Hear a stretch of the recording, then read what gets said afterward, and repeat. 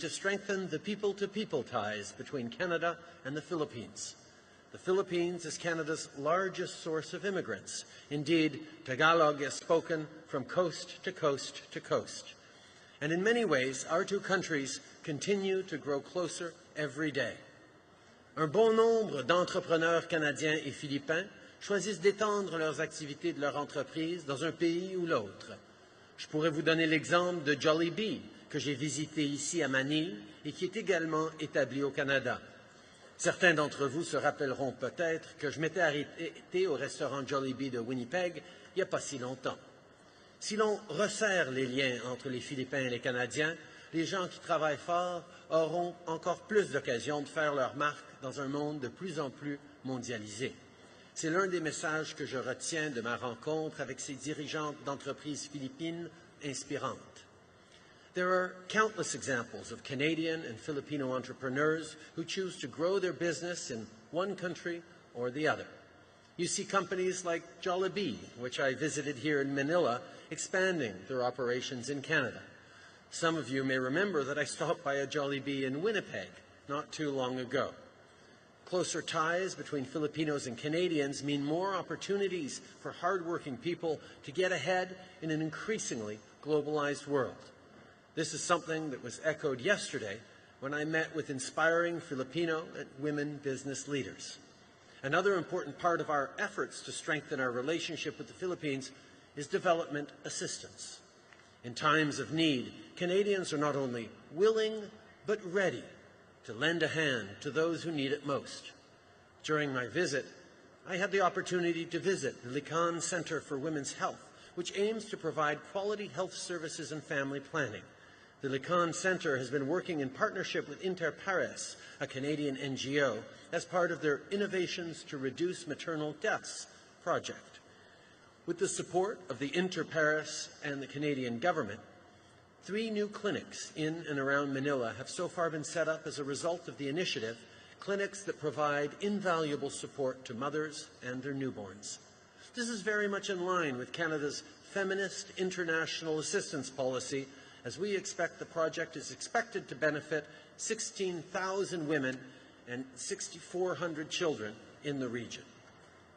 Additionally, I am pleased to announce that Canada will be investing $17.8 million over 5 years through the Sexual Health and Empowerment Project, which will be implemented by Oxfam. This funding will help improve access to sexual and reproductive health and rights services for more than 85,000 women and girls living in poor and remote regions in the country. Only with the full participation of all citizens can countries reach their full potentials. When we invest in women and girls, we help entire families, communities, and societies succeed. Overall, I'm very pleased with what we've been able to accomplish during this trip for Canada and for Canadians. Once again, thank you for joining us. I look forward to taking your questions now.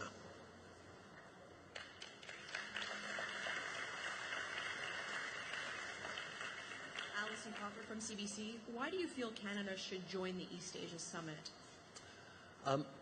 Asean represents about 640 million people.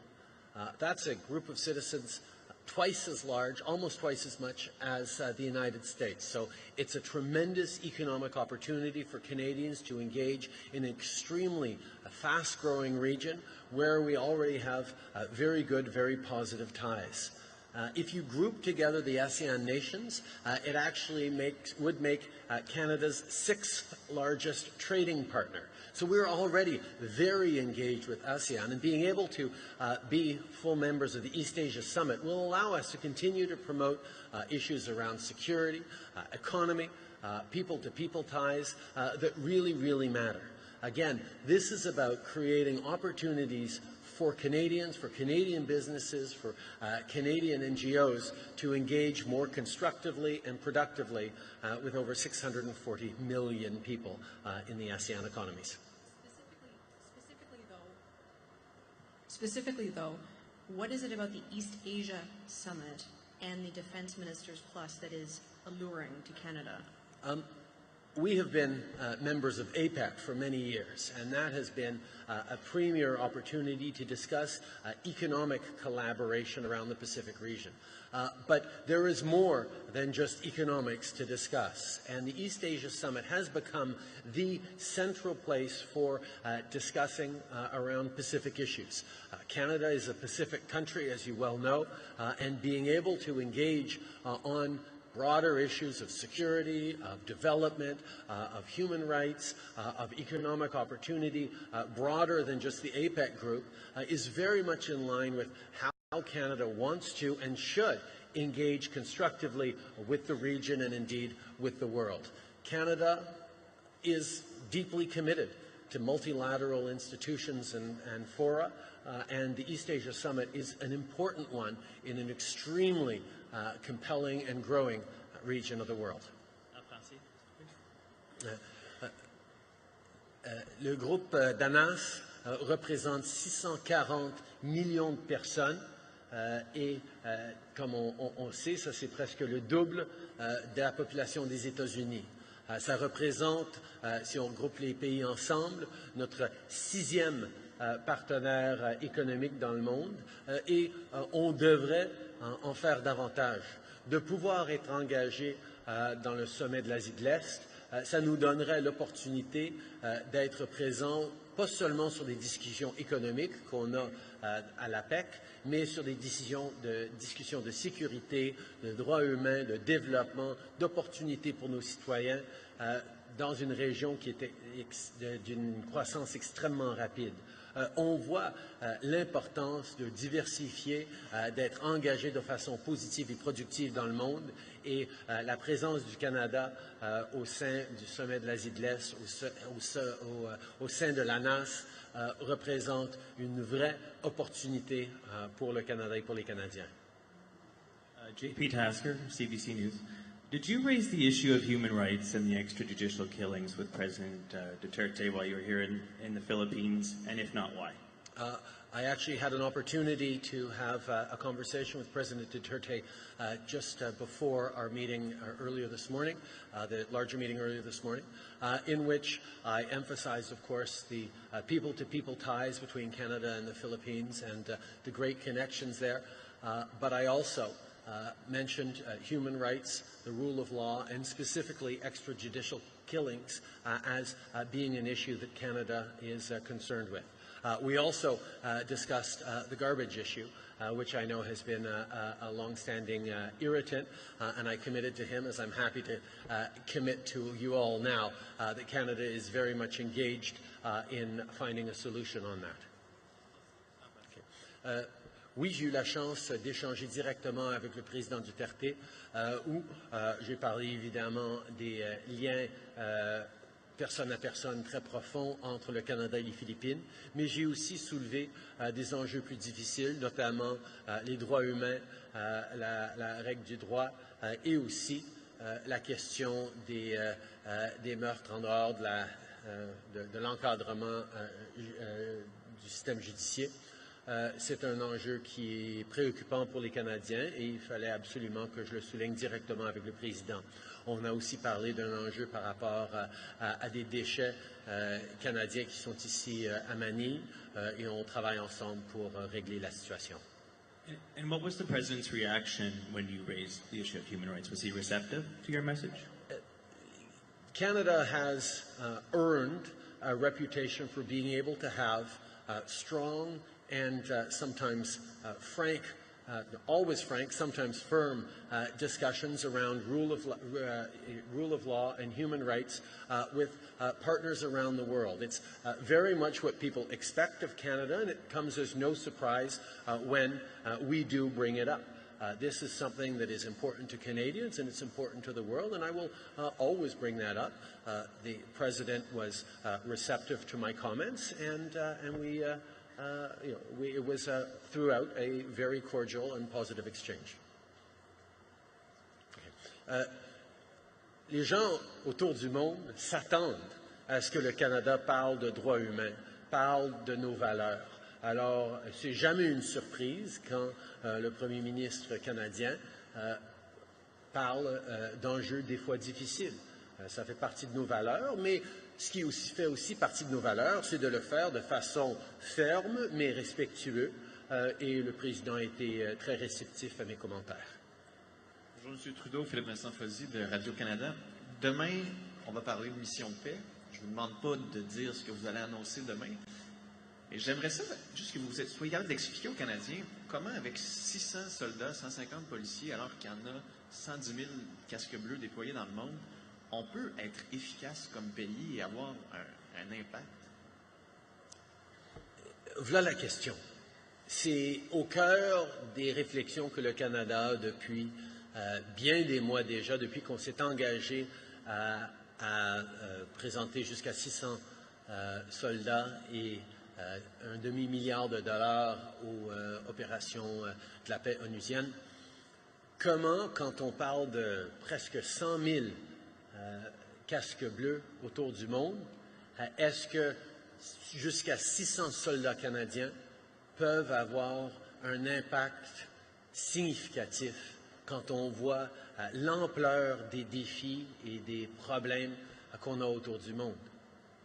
Mais on sait quand même, et on sait très bien, que les Canadiens s'attendent à ce que le Canada joue un rôle significatif et positif dans le monde.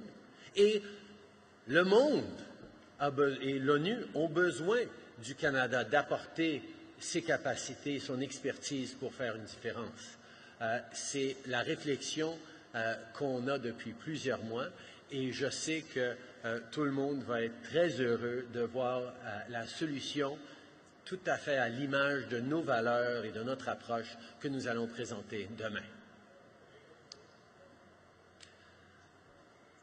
The question around United Nations peacekeeping, the commitment that Canada has made for up to $500 million and 600 peacekeepers around the world. The question that is naturally posed is how can those 600 Canadian troops and police officers make a difference in a world where there are close to 100,000 peacekeeping troops active at any given time? How can Canada best help? Because make no mistake, Canadians expect Canada to have a strong and positive contribution that makes a real difference, and the world expects Canada to make a significant contribution that makes a difference. So the question of how to do that with a commitment of 600 personnel is one that has occupied us over the past months. And I'm very pleased to say that what we will be announcing tomorrow in Vancouver at the UN Peacekeeping Summit is fully in line not just with Canadian values and Canadians' desire to see our country having maximal positive impact around the world, but fully in line with what the UN and indeed the world has expressed its need and interest in. Mais en même temps, M. Trudeau, à l'ONU, on le sait, il y a des gens qui sont fâchés par la proposition qui a été faite. Le secrétaire général de l'ONU ne sera même pas là avec vous au sommet de l'ONU sur les missions de paix. Comment pouvez-vous dire que les gens vont être contents? Nous avons travaillé avec le secrétariat de l'ONU. On a travaillé directement avec le secrétaire général, avec qui j'ai eu des bons échanges hier, justement sur ce sujet. Nous savons que l'ONU et nos partenaires à travers le monde vont être très réceptifs aux propositions innovatives qu'on va mettre de l'avant demain, qui vont démontrer que le Canada, qui était à l'origine avec Lester Pearson de la création des casques bleus, est encore une fois en train de créer et de développer des façons de maintenir et assurer la paix dans le monde à l'image de nos valeurs et de notre histoire. I've had a number of conversations, including with the Secretary General of the United Nations yesterday, about our engagement around peacekeeping. I know that the announcement we're making tomorrow will be extremely well received by the UN, by our partners who have long been waiting to see Canada once again step up in the way we did all those years ago when Lester Pearson contributed to the creation of the UN peacekeeping force around the Suez Canal crisis. Much is expected of Canada in how we create effective peacekeeping in the 21st century, when we know the nature of conflicts, the nature of insurgency has changed radically. How can we make sure that we are best helping around the world and that we are using our abilities and expertise to ensure maximal positive impact, not just for Canadian contributions, but for all peacekeepers, is at the center of the announcement we'll be making tomorrow. Good afternoon, Prime Minister. Kevin Gallagher with CTV News. I'm following up on a story my colleague Mercedes Stevenson did. There are concerns that a new policy will take allowances from injured special forces and troops after 180 days that could lead them to hide their injuries, including post-traumatic stress disorder. So there's a concern now, isn't that counters to some of the messages from your government, especially on mental health and well-being of our troops? We, as a government, owe unimaginable amounts to the men and women who have served their country in our armed forces and put their lives and their families' livelihood, in many cases, at risk in service of their country. Our government over the past 2 years has made significant steps in improving service and care for veterans, support for their families, support not just physical but mental as well. We know that there is always much more to do. Our Minister of Defence and our Minister of Veterans Affairs take very, very seriously the responsibility to ensure that the sacred obligation we have towards those who serve our country is fully met. And I know that both the Minister of Defence and the Minister of Veterans Affairs are looking into this issue to ensure that, in fact, we are giving proper care, mental and physical, to all of our soldiers and veterans. But will your government reconsider this policy that takes away allowances after 180 days of being injured or ill? As I've said, the Minister of Defence and the Minister of Veterans Affairs are looking very, very seriously at this issue to ensure that everyone gets the right duty of care. We know that there has been much we have had to do over the past 2 years since we formed government to improve the care the veterans are getting after 10 years of less of the care that they actually needed. And one of the things we're moving forward in a thoughtful, careful way is around ensuring that there are no unintended negative consequences like apparently might be happening in this situation, which is something we take very seriously because our values and our actions are entirely lined up with our responsibility to care for and support those who have served our country. Andy Blatchford, Canadian Press. Mr. Prime Minister, how does Canada saying it can develop oil sustainably because the world isn't going to wean itself off oil overnight any different from the U.S. saying that finding ways to burn coal more cleanly is better when the world isn't weaning off coal anytime soon? Let me be very blunt about this. Coal represents perhaps the greatest challenge to Canada or to the world not meeting its climate change targets. Unless we reduce coal consumption, we are not going to be able to create catastrophic global warming. Canada has taken significant steps in phasing out coal. We will continue to ensure that is successful. We are investing in renewables. We're moving beyond it. But we know that the atmosphere doesn't care where carbon is emitted. It all impacts on all of us. So we are committed to working with our international partners, with our friends and allies, to reduce coal consumption, to reduce emissions related to coal, and to find alternatives that are less polluting.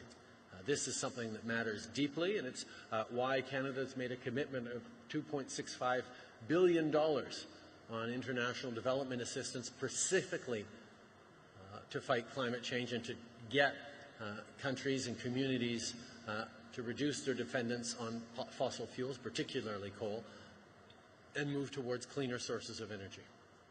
How is this any different than oil? We know that there is a continuum in terms of emissions.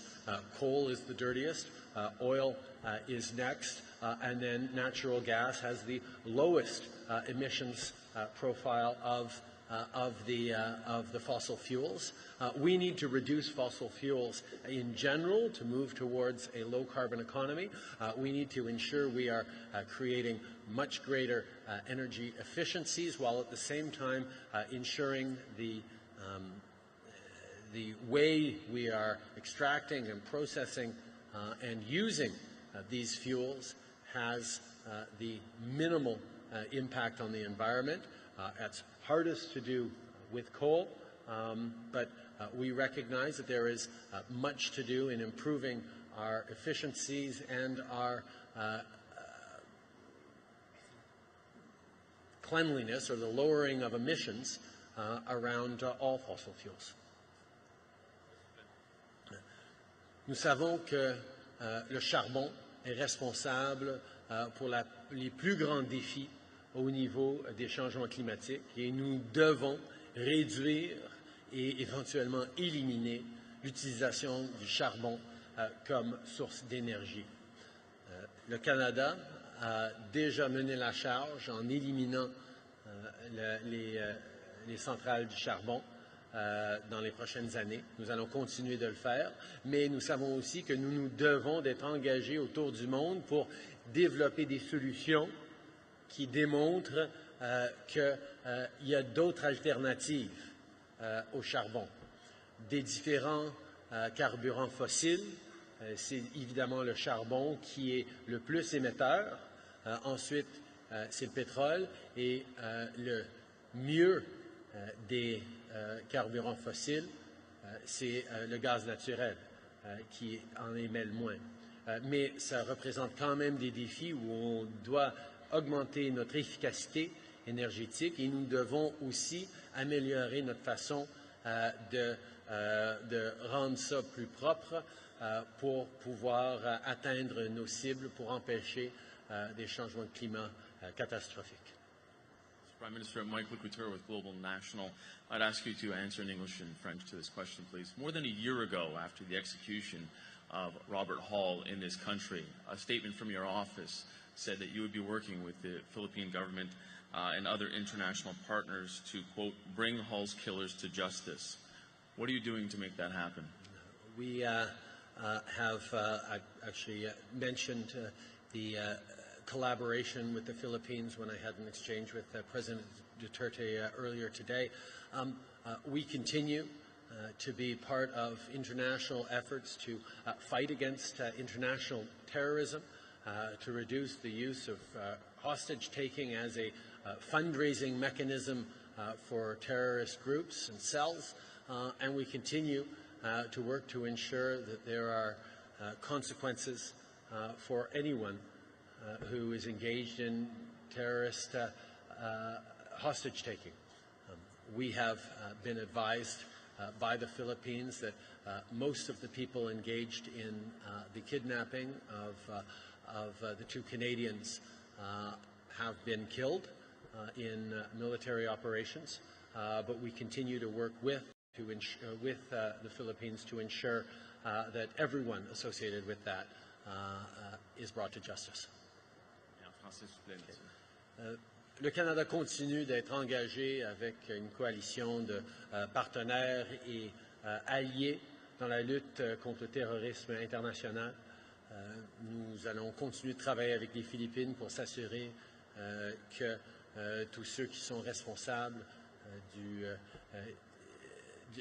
la prise en otage de Canadiens, des deux Canadiens il y a 2 ans, soient amenés en justice ou qu'il y ait des conséquences. Les Philippines nous ont avisé que les membres de Abu Sayyaf qui étaient responsables de cette prise en otage de Canadiens ont été tués mais nous continuons de travailler avec les services policiers et d'information des Philippines pour s'assurer que tout le monde sache que ce n'est jamais dans leur intérêt de prendre en otage des Canadiens ni quiconque autre pour lever des fonds pour le terrorisme. Members of the victim's family are actually calling on the government to create this new action plan that would, among other things, provide better communication with the families, also a specialized group that could come on the ground and help. Is your government willing to commit to that? We have been very much engaged both with the families and with other experts from around the world on how to best move forward in situations that unfortunately do come up more and more often, where there are terrorist ransom takings. As you all know, Canada has taken a very, very strong line, and that we will never pay ransoms to terrorist groups. That is something that both creates funding for these terrorist groups to go and create more violence, but it also puts at risk the millions of Canadians who live, work, and travel every day around the world as potential sources of revenue for terrorist groups. So we stand firmly on that. But obviously through the experiences that we've had, tragic experiences we've had, we continue to look for ways to be more effective and provide better support to families who are in these tragic and horrific circumstances. Good afternoon, Mr. Prime Minister. I'm Willard Cheng from ABS-CBN Manila. I would just like to follow up on the issue of the trash that was shipped from Canada to the Philippines. You mentioned that you are committed to finding a solution, but what specific steps is Canada taking to address the matter, and how soon can we see action, especially since you had also told us in a press conference here in 2015 that a Canadian solution was already being developed? Thank you. Thank you very much for the question. This is something that has its root in private businesses signing contracts and having specific disputes, but Canada is, of course, very open to working with the government of the Philippines to resolve this question. One of the early barriers that I was talking about when I was here 2 years ago that represented a challenge is that Canadian legal regulations prevented us from being able to receive the waste back in Canada. Even though it originally came from Canada, we had legal barriers and restrictions that prevented us from being able to take it back. Those regulations and those impediments have now been addressed, so it is now theoretically possible to get it back, but there's still a number of questions around who will pay for it, where the financial responsibility is, where the consequences are, as this was at its origin a commercial transaction that did not involve governments.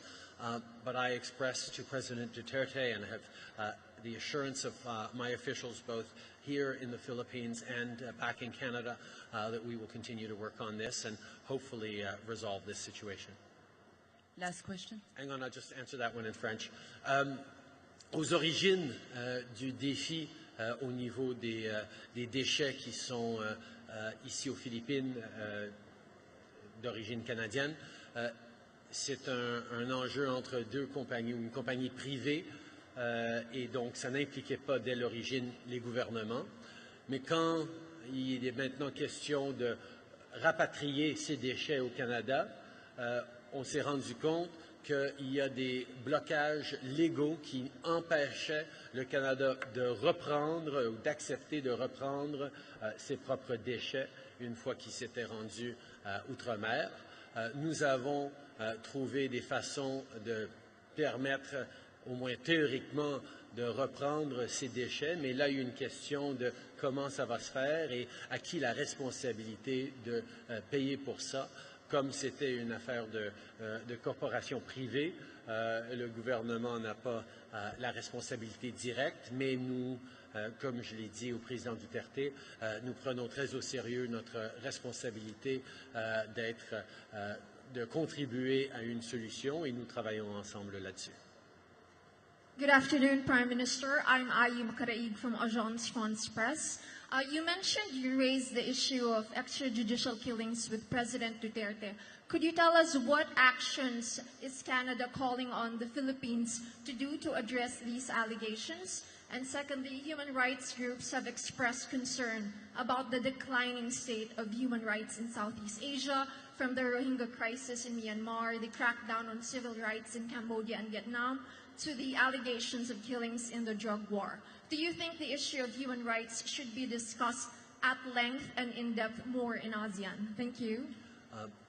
Canada is a country that always brings up human rights issues and strongly engages in line with our values everywhere around the world. Countries around the world have learned to accept that and expect it even of Canada, even as we engage constructively on other ways in economics and trade in benefits for our peoples. Countries around the world know that when you engage with Canada, you will hear about human rights concerns. And we are the first to mention that we are not perfect either, that Indigenous peoples in Canada have suffered neglect, marginalization, and mistreatment for decades, if not centuries, indeed centuries. So we know that talking about human rights is an essential part of a path forward. It has to be done in an honest and frank way, but it has to be done. We have to talk about the high expectations we must have to protect life, to uphold the rule of law and human rights. We know that there is always more work to do, and Canada inevitably offers support and help, both through our own experiences and where we have failed and where we have succeeded, but also in our institutions, whether it's our justice system, whether it's around policing, whether it's around governance. These are things that Canada can sometimes share best practices and help countries move along in a way that creates opportunity, security, stability for all its citizens. I had extended conversation with the State Councillor of Myanmar, Aung San Suu Kyi, about the plight of the Muslim refugees in Rakhine State. This is of tremendous concern to Canada and many, many other countries around the world. And again, we're always looking at not how we can sort of shake our finger and yell at people, but how we can help, how we can move forward in a way that reduces violence, that emphasizes the rule of law, and that ensures protection for all citizens. As I mentioned to President Duterte, we are concerned with human rights, with the extrajudicial killings, impressed upon him the need for respect for the rule of law, and as always, offered Canada's support and help as a friend to help move forward on what is a real challenge. This is the way we engage with the world. This is the way we always will. En français, mais juste sur la dernière partie, là, sur le président des Philippines. Ce que j'ai dit au président des Philippines, c'est que je suis préoccupé, évidemment, par les droits humains, par la situation de meurtre extrajudiciaire, mais nous allons évidemment travailler avec les Philippines s'ils veulent et s'ils ont besoin de notre appui, comme on le fait partout dans le monde. Nous avions nos propres expériences au niveau des droits humains qu'on a encore à travailler. Il n'y a personne qui est parfait là-dedans. Et je lui ai, comme il le sait, proposé d'être là s'ils ont besoin de nous ou s'ils veulent de nous. C'est le rôle que le Canada joue partout dans le monde. Merci beaucoup tout le monde. What a pleasure to see you all. What a pleasure to be back here in the Philippines. Thank you very much, everyone.